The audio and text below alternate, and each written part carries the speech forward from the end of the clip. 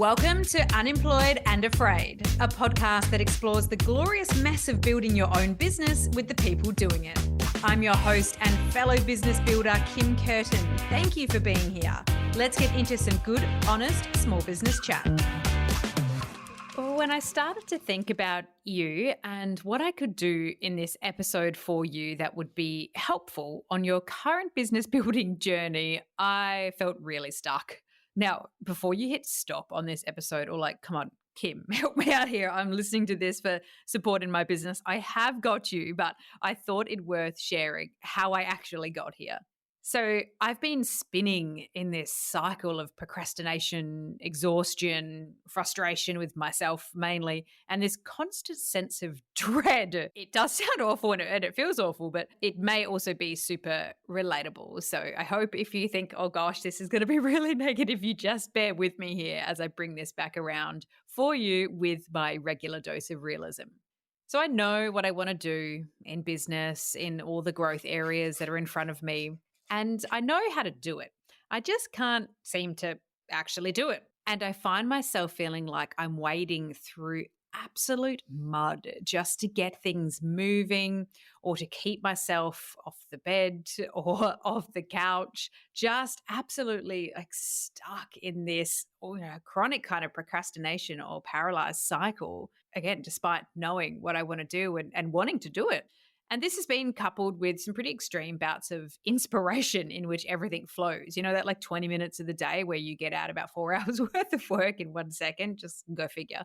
And I often laugh at the narratives that are out there for people like us who are building their own thing, whether it's full-time business building or a side hustle, that are just like, wow, it must be so motivating to build and follow your instincts and just generally be your own boss. Because most days, at the moment anyway, for me, it's absolutely nothing like that. It's a frustrating battle internally.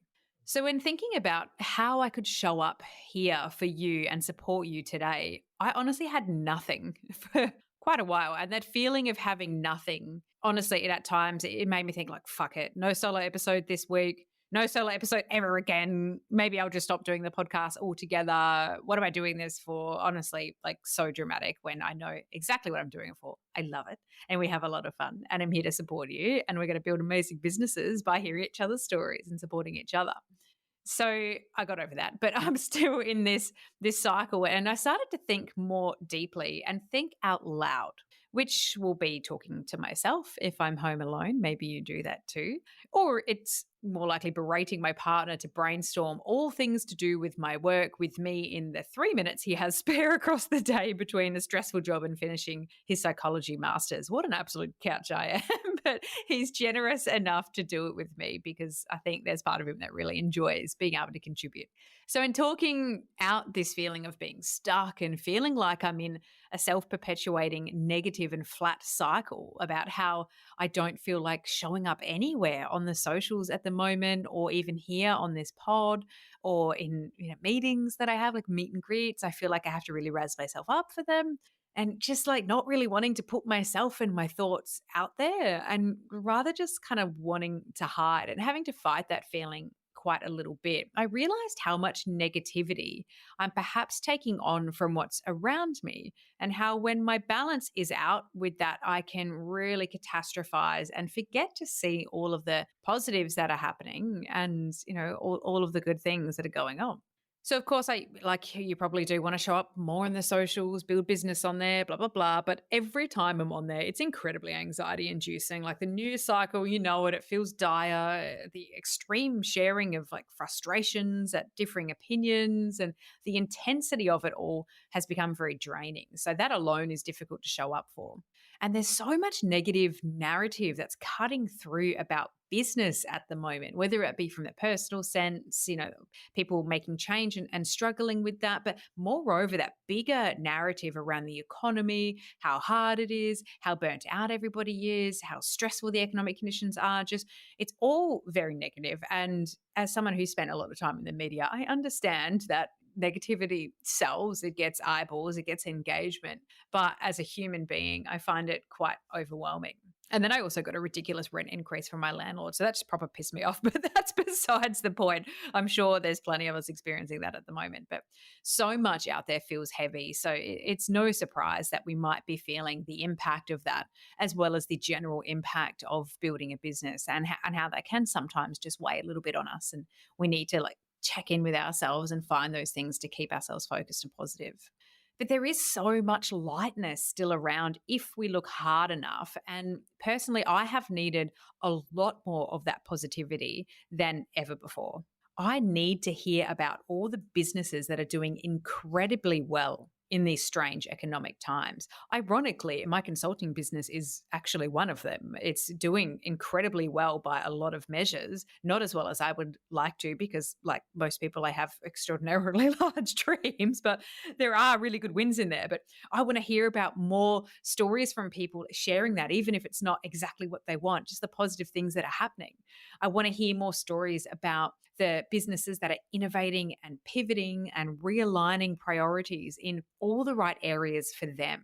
I need to hear about people who still believe in all that we can achieve in business, as individuals, in partnership, solopreneur, or large scale businesses. People who approach work with a happy, let's see what we can do here attitude. That goes for business, but also those who might be in a role like, where are those people? I need those people, the ones who have generated substantial wealth. I love to hear about these stories and who share real and practical insights about what they lean on in order to do it. And you'll know I do not mean the making six figures in 5 seconds and all the masterclasses stuff that talks about that. No. I mean real substantial wealth beyond the big flashy sells. And I want to hear more about the people who are celebrating wins beyond monetary or award winnings or just big, massive headlines. So, what I've realized is I need to find my own wins amongst the noise more often and not get dragged down by what is around all the time.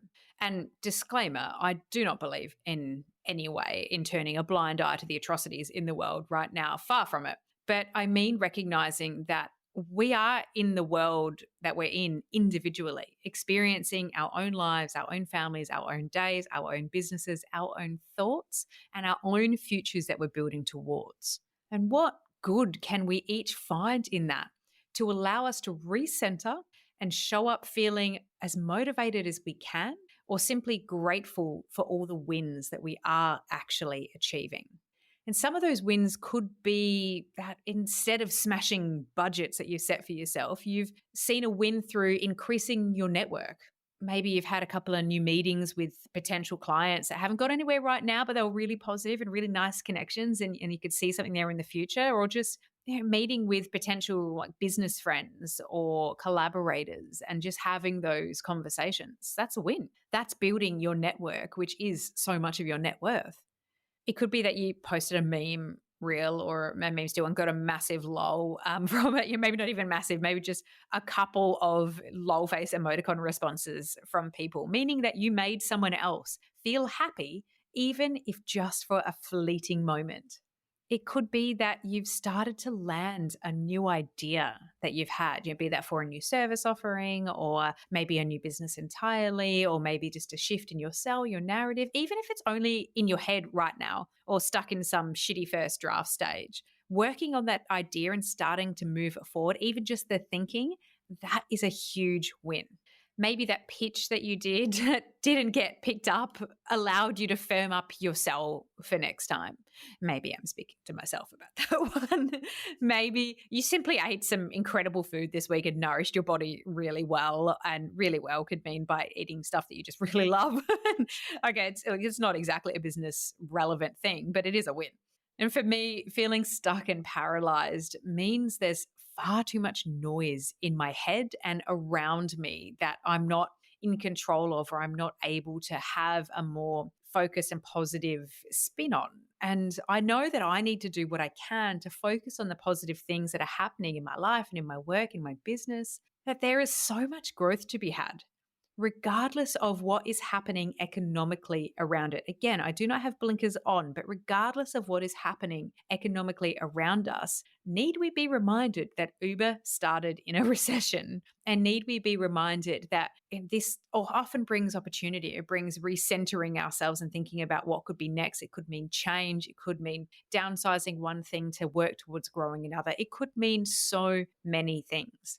There is absolutely money to be made in this world, in this economy right now. There is money to be made. People are spending, and the right clients will spend on what it is that you're offering, whether that's a product or a service.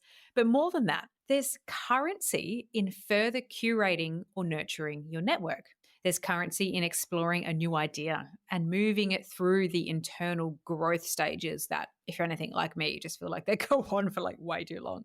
In noticing your own cycles, like that's a currency in learning more about your own, personal self and developing yourself, and in noticing those cycles and in learning and practicing what it is you need to work through them and feel okay while doing it, even if you don't do it every time or even if you don't get it quite right.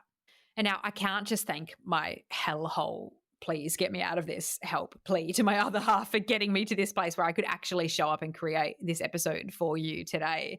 In talking this through, I remembered what my guest in the episode I released earlier this week, Rachel Whitchurch's episode, if you're listening to this at a time other than the week it releases, she too talked about finding measures of success in your business that aren't just linked to financial return or growth, and like having regular check-ins and goal setting with yourself across the year and goal setting with your partner. It's a lovely part of our conversation that I really enjoyed. And that it could be things like seeing someone you work with grow their knowledge, making a new connection, feeling better in your body, your mind, or like just having a great relationship, an improved relationship, a closer relationship with those you love.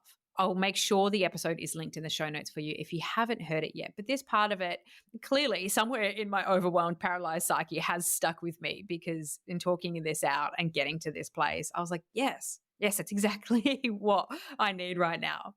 So if things are feeling a little noisy for you too right now, how can you reframe to find your wins? It is a big win for me right now, that I got an episode out when I really didn't think I was going to, but it's also a big win for me that you're listening to this episode, because quite genuinely, if you're listening to this on the 15th of August, 2024, which is when I'm releasing it, I am quite literally recording this for you the day before. It's currently 6:23 p.m. on the 14th of August. I am really lifting the curtain of podcasting here for you, but here I am. I've done it and I've showed up for you, and I hope that it's been somewhat helpful. So thank you for continuing to give me a reason to show up for you, even when things might be feeling a little bit dark for me, and for myself to show up for myself. Another one of my wins I'm focusing on this week is the 2 messages I received from incredible new listeners who have found the pod and are finding it supportive and have even shared about it in their Instagram stories. Like, that's a massive win for me. So if you've done that, thank you. I look at the statistics of this podcast and I think about the people that are out there listening as individuals, and I feel really proud of that. So thank you for continuing to give me a reason to show up for you and for myself. And if we're not connected on IG yet and you do want to send me a message of any form, you can find me at Unemployed and Afraid, and as Kim Kerton, Kerton, not curtain like the drapes, on LinkedIn, where I do spend an extraordinary amount of time. A huge thank you for being here, for believing in yourself to build your business, even on the shitty days, of which we do have some shitty days, don't we? Here's to keeping it practically positive and celebrating the wins. Thank you for listening to Unemployed and Afraid, the podcast for small business builders with your host, me, Kim Kerton. If you love it, you can say thanks with a star rating and a review. And of course, join the community on Instagram, TikTok, Facebook, and LinkedIn. Find us at Unemployed and Afraid wherever you're hanging out, and I'll see you there.